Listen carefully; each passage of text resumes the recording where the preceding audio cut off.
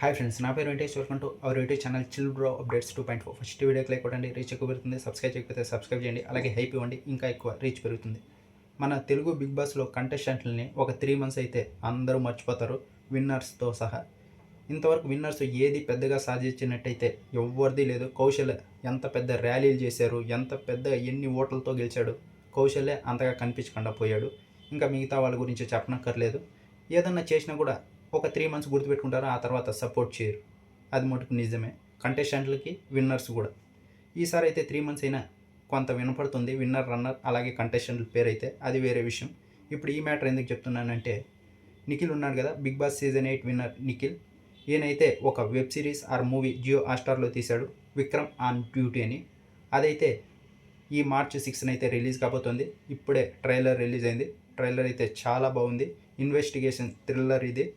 Concept కూడా చాలా బాగుంది. అలాగే హీరో క్యారెక్టరైజేషన్ ఏదైతే ఉందో చూడగానే బాగా అనిపిస్తుంది. నేను ఇప్పుడు ట్రైలర్ చూసా, అందుకే ఈ వీడియో చేస్తున్నా. కానీ అది 1 hour బిఫోర్ అయితే రిలీజ్ అయింది. 1.2K వ్యూస్ ఉన్నాయి. Bigg Boss season 8 winner 1.2K views. రెండిట్లోనే రిలీజ్ చేశాడు, స్టార్మా, జియో హాట్‌స్టార్. కానీ 1.2Kనే ఉన్నాయి.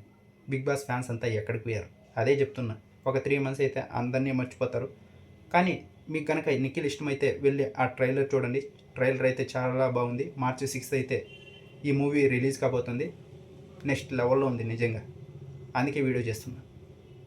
మొన్న ఎలాగైతే అమర్దీప్ సపోర్ట్ చేసి బ్లాక్ బస్టర్ చేశారో అలా.